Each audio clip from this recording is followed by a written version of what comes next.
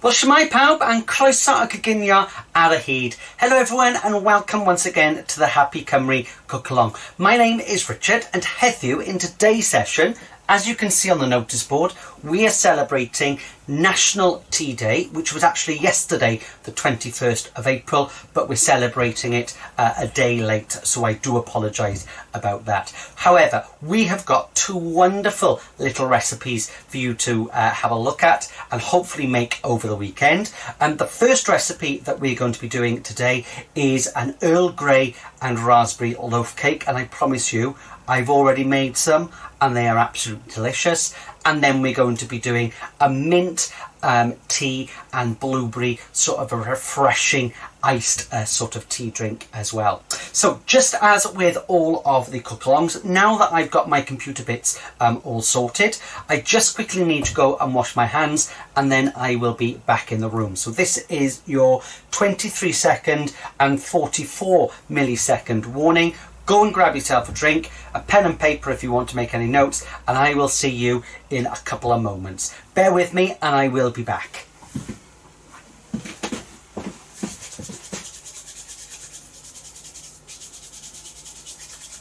Well, prynhawn da pawb and croeso. Welcome to the cook-along. Just quickly washing my hands and I will be back in the room. As you can see on today's notice board, we are celebrating National Tea Day and making two delicious little recipes with the main ingredient being tea. So bear with me, just drying off my hands.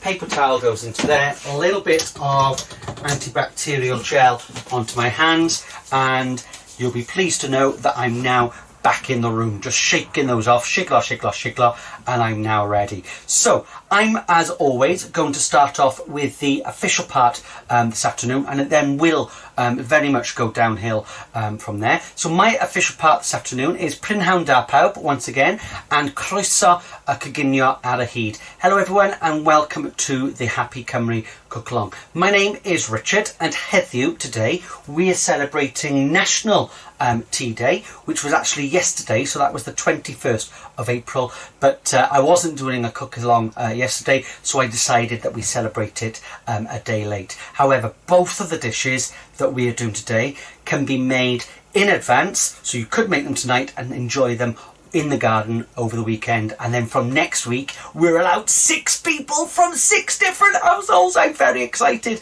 although I don't actually have 6 friends, but there we go, that's another story. So what we are going to be doing this afternoon is first recipe that we're going to be concentrating on is a bit of a loaf cake, and this loaf cake uses some Earl Grey tea, and we're not making the Earl Grey tea beforehand. It's actually the Earl Grey tea leaves that are actually going into the cake. And I promise you, when I first saw this, right, and made this recipe, I thought, oh, it's not going to work, but it just gives it a lovely blend, a gentle little flavour, and I promise you it's absolutely cowing lash, right? So I'm hoping that if I just click that button just there, that the recipe card has just come up on the side. Yes, it has. And I'm just going to make sure that I can see it on my big screen just there as well. So you can see that we have got a range of different ingredients. We've got the base cake ingredients, and then we're going to drizzle over. Goes a little bit against my grain, thinking about health eating, but this is a treat, okay? We're going to drizzle over a little bit of white chocolate that's got a little bit of Earl Grey tea mixed in it, and I promise you it is really, really delicious. Now, as always, we're going to split the ingredients into the cynhwysion gwlyb, the wet ingredients, and then the dry ingredients. But whereas normally we would prepare the sort of dry ingredients first, we're actually going to be preparing the wet ingredients sort of first as well. So what we're going to do, we're not going to use any butter, as you can see on there. The main ingredient is a little bit of sort of fat, at least, is some vegetable oil. And as you know, I like using vegetable oil because in the world of fat, this is quite a good oil to be using because it's the second press of the rapeseed grain, so it's higher in those monounsaturated fats. So the first thing we're going to do is I've got 125 grams of caster sugar just there, and I'm just going to tip that in just like that. To that then, we're going to add 4 dessert spoons of our oil. Now then, you could just measure it directly like that, but I know how clumsy I can get. So I'm just going to pour a little bit of oil just into there, because I'm going to use some of that sort of afterwards, and I'm going to measure it this way, which will make it more sensible, right? So you're going to add 4 level sort of dessert spoons. So that's 1, 2, 3, a 4, and hanner just for luck, right? Just in case you haven't added enough. And then literally all that you're going to do is just mix all of that up. And that sugar will just suck up all that oil, right? But it's called the sort of blending sort of method. So we're going to blend all the wet ingredients, and then we add the dry ingredients right at the end. So I'm just going to quickly mix all of that up. The next thing that we're going to add is a little bit of creaminess. So I've just got some Greek yogurt just there, some low-fat Greek yogurt. So it's slightly thicker than a normal yogurt, and I'm just going to tip all of that in just like that. So that's going to give it a lovely sort of rich sort of flavour. If you are dairy free or have got dairy free friends that you're going to be making this for, then you can easily use a dairy free alternative. I'm just going to give that just another little mix, not the pot group, but just a little mix, just as so. Okay, so the last thing that we are going to add, once I've mixed all that up, is we've got our eggs and our lemon juice. And I've just realised that I forgot my lemon juice, so I've got a little bit of lemon juice just there. Again, you want about a teaspoon, right? It's not overly desperate for this, but lemon and Earl Grey goes really, really well together. If you wanted to go one stage further, you could add a little bit of lemon zest if you wanted to, but it's not compulsory, right? So I'm just going to give that just a little mix, just as so. So the next thing is we have got our eggs. Okay, so as always, when you're cracking eggs, I always like to crack them into a separate container, because that means that if there's any shell, you don't waste everything else, right? So hold it in your hands, crack once, you can get your beast sprouts or your thumbs in just like that, open it up, and that goes straight into your compost bowl. That one's okay. I've got another one just here. You need 2 eggs, so I'm just going to open that one up, no shell whatsoever. I can pop a little bit of antibacterial gel on my hands. I'm then going to mix those together just as so. I can pop that underneath, and I can just beat that up just like that, right? And literally I'm now going to swap over my little spoons. So in actual fact, if I use that just on the side, I can pop those bits just on there so I don't get egg and stuff all over the place. So I'm just going to add all of my egg now, and I can get rid of that just under there, and I'm just going to give that just a little mix, just as so, just until everything is sort of combined, and you'll feel that it starts to become a little bit thicker, right? So we're just going to whisk and mix that up just as so. If you've got a food blender, you could easily do this in the food blender, but it works just as well when you do it by hand, right? So the next thing that we've got is we have got our dry ingredients. And in this little pot just here, I just realised I've forgotten one other ingredient, but I got some over there. I'll show you it now. We have got 125 grams of white self-raising flour, and I've got 2 dessert spoons of porridge oats there just as well. The porridge oats aren't compulsory, but they are going to help to increase that fibre content, right? So you know that I'm always trying to think, well, how can we make sure that we're having that extra little bit of fibre? So in a moment, all of that's going to go in. In addition to that, you've got your Earl Grey tea. Couldn't remember what that was then, right? So to that, all I'm going to do is I've got 1 bag just there. Just going to tear open the bags and put it with all the dry ingredients just there. So I've got all my Earl Grey tea just in there, just 2 little tea bags, and I've saved a little bit from earlier to pop into that icing afterwards. And the final thing is I've got, the recipe says just on there, 140 grams, but I didn't have 140, so I've got about 100 grams of frozen raspberries. They've actually defrosted now, but they work just as well as fresh, and when you buy them frozen, they're a little bit cheaper as well. So all of that is now going to get mixed in. There's one more ingredient that I've forgotten to add, and that is our baking powder, and this seems to be a new little pot. So all I'm going to do is open that up just as so, and I want approximately a teaspoon of baking powder, right? So got all those bits ready just there. So all of my raspberries are going to go in first, and we're not going to really beat this up now because we want to try and keep those raspberries as whole as possible, right? So, or any ones that are whole, I'm going to add all of my dry ingredients, give those a little mix, just as so. Pop all of those in, and then you're just going to go in sort of a figure of 8, little mix in one direction, just until everything is just about combined, right? So we're just mixing that round, and you can see that all that you're looking for, and mix it as gently as possible because you don't want to break up all of those raspberries. So you're just mixing that round just until you can scrape the bottom of the bowl and there's no flour left whatsoever, right? Then this is now ready to go in the oven. Now I've already preheated my oven to 180 degrees centigrade, that's gas mark 4, right? And I've already prepared my trays. Now this mixture just here will make one sort of large loaf, just like that. Or if you've got the larger tins, it won't be as high, but it will make one of those as well. Or it'll make between 5 and 6 little mini ones, right? So you've got these little mini loaves, and you can see those are the silicone ones. I think I paid about £6 for 12 of these, right? Quite a few years ago. I use these quite a lot, right? But you don't necessarily have to add as much oil, whereas you can see that I prepared this. I've just oiled it and then just got a little sheet just like that, if you haven't got those little cases, and then you can just pull it out afterwards. I'll show you on the one that I made earlier. Now I'm going to make these little mini ones, and the way that I like to do it is exactly the same as when I'm doing sort of mini sort of muffins, right? So a little bit on your spoon and then you scrape it off. So let me grab myself just a spoon just here.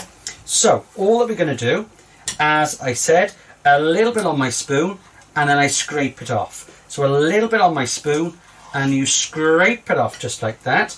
So I'm going to do this one just here. In actual fact, I've thought of an easier way of doing it. What you could do is pop all of this mixture straight into a little jug just like that. This is an easier way if you're doing it by making these smaller ones, right? So we can scrape that out afterwards, and then all that you're going to do is, there we are, that's much easier, right? You want to half fill these up just like that, and then you can go back round, right? So I'm going to fill that up just as so, fill that one up just like that, and yeah, I think we've got enough for 5, right? So you want to approximately halfway sort of up, just like that. You don't want them too full because they will come over the top, and I'll show you what it looks like when it does come over the top afterwards, right? Because the one that I've got to show you is very much like that. But these, I promise, are absolutely delicious. So we've got those just in there, just like that. And you can see now that they're leveling themselves off. They're now going to bake off in the oven at 180 degrees centigrade, that's gas mark 4, for approximately 25 to 35 minutes. Depends on how fast your sort of oven is, right? If you're using a larger one, you want it again at 180 degrees centigrade, gas mark 4, and you're going to cook it for between 35 and 45 minutes. What I found earlier was that the top did burn a little bit, so just make sure that you reduce the heat for the last 10-15 minutes, right? So I'm going to bake them in my oven just there. And I'm just going to wipe over my table area now, and then I can show you what they look like and how we're going to finish them off. So I'm just going to move all of those bits just behind me just there, and as if by magic, here are some that I made earlier. And if I hold that little one up, I made these about an hour and a half ago, so they're nice and cool. So you can see that it has well risen. Probably slightly overfilled that one, but it's really, really good, right? And you can see that we've got that little larger loaf like that. Now, all that you've got is when you use it in the large loaf tins, all you need to do is just make sure that it cools in the tray, right? That means that it'll shrink back away from the tray for at least 10 minutes. Then you can just get a knife down and you can literally just pull it out just like that, right? And then you can remove your little greaseproof container. With these ones it's even easier because you just very carefully sort of allow it to pull out just like that, and you can see that you've got your little mini loaf just there, right? Now then, those are nice to serve just like that, but we're going to take it one stage further. As I said right at the start, we're going to add a little bit of chocolate. Goes a little bit against my grain, right?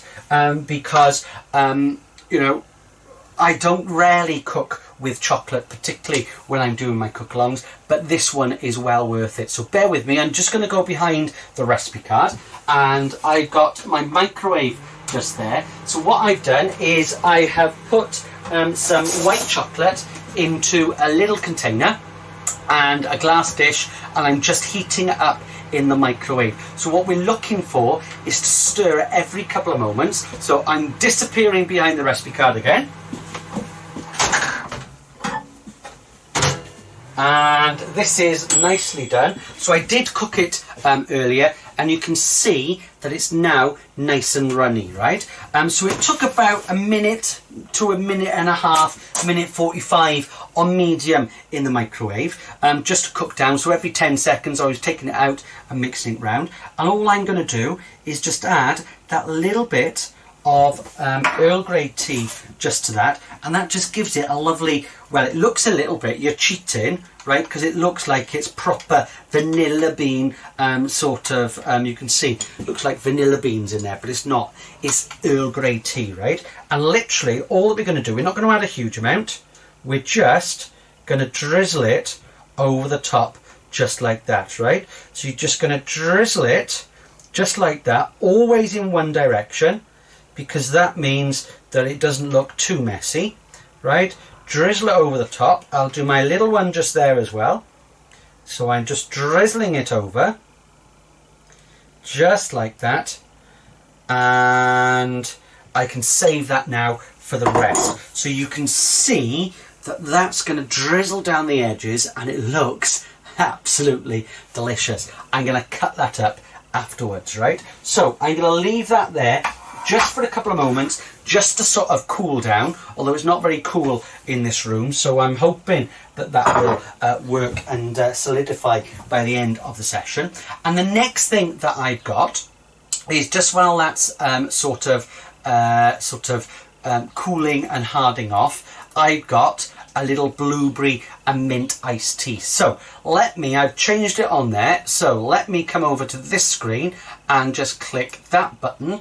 And I'm hoping that that recipe card has now disappeared, and I can get up the recipe card for the, there we are, the blueberry and mint iced tea, right? And this is a great thing if you're going out on picnics, right? And if you can't get into the pub next week, right, for your non-alcoholic beers and gin and tonics, right, as I will be, then you can obviously have this as a lovely picnic dish. And you can see that we're going to start off with using some mint tea, right? And I've already prepared my mint tea. I'm going to disappear under the table 1 second. I've already prepared my mint tea just there, and I have got some ice cubes just there, and literally this is a really, really well infused. I think I got my mint tea bags. Where did I put them? Can't remember. Oh, they're over here. I've got my mint tea bags just here. Bog standard ones from one of the discount supermarkets. 4 tea bags. I poured on about 200 mils of sort of hot boiling water and just let it sort of do its thing for 20 minutes. Then took them out and filled that with 400 mils, up to 400 mils, right? So we've got that there ready, and that's now nice and cold, right? I got some ice cubes, which we're going to add sort of afterwards. But it's blueberry and mint iced tea. So obviously we've got our blueberries and we've got our mint just there, and I'm going to add some fizzy water right at the end. So I've got 150 grams of frozen sort of defrosted blueberries just there. I'm just waiting for that last one to come out, and I'm going to add a little bit of sugar. So that works out about 5 teaspoons of sugar going in just like that, and we're just going to infuse it with lots of flavour. So I've just got my trusty sort of rolling pin just there, and I'm just going to crush that fruit just in the bottom of our jug just there, right? So you're starting to make a little bit of a cooler, right? I promise you, this is absolutely delicious. So that goes in just like so. I'll have to wash that quite well later. So let me pop that just into there, just like that. I've then got my iced tea. So I'm going to pour that in just like so. I'm going to pour in another 200 mils, so it takes it up to a pint and a half, maybe 300 mils of fizzy water.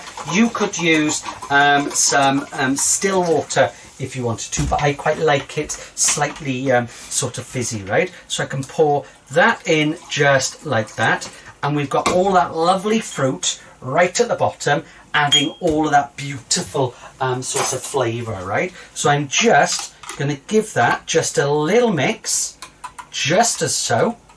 Don't worry about the bits, because you're going to have bits in there sort of anyway, right? Then to serve it, I have got some mint leaves, so I'm going to put in all of my little mint leaves just like that, and I got some mint just there as well, and then I've got some ice cubes finally to pop in just as so. And you have got, I'm going to add some lemon just here as well. We can squeeze a little bit of lemon in, and I promise you this is absolutely delicious, right? On a hot summer's day, right, as we're starting to come into summer, starting to get hot, right, this is absolutely delicious. And you've got that wonderful little drink just there. Now I'm going to serve it in my favourite little cups. I use these for little breakfast pots. I use these for lots of different things. I've got my piece of lemon going in as well, just like so. And then I can, wait for it, pour that in just like that. If you put your spoon there, you get less sort of bits in just as so. And you can see that we have got our perfect little blueberry and mint iced tea. And I promise you, it smells absolutely amazing. In actual fact, I might even add a little bit of an ice cube just like that, so I can have that sort of afterwards. So that's our little blueberry and mint sort of iced tea. Now that I've done that, I can remove that recipe card just there, and we can come back to our little sort of cake. And all that I'm going to do is I'm going to grab myself a little chopping board. I'll grab that one just there, and I'm going to take this cake just onto there, just like that. Now this is the moment of truth, because I haven't cut into it as yet, and it's perfectly cooked. I'm going to leave that one just there, and I'm going to prepare this one just as so. There we go. And I'm going to serve that. I did have a plate, right? I'm going to pop that one just there, just as so, as a little decoration. And you can see that you have got your little, I'm going to wipe my hands on my apron. You have got your Earl Grey and raspberry loaf just there, and we're going to serve that with our blueberry and mint iced tea. Well, I hope that you have enjoyed cooking along with me today. I promise you these two items to celebrate National Tea Day are absolutely bendigedig fantastic. Don't forget that all the recipe cards are available on the Facebook page as well as our website. I look forward to cooking with you again in the future. I will be back next week where I can't off the top of my head remember what we're going to be doing, but it's going to be something absolutely blasus iawn, super tasty. I look forward to seeing you soon. Enjoy the rest of your day and the weekend, and I will see you next week. Diolch yn fawr and hwyl fawr.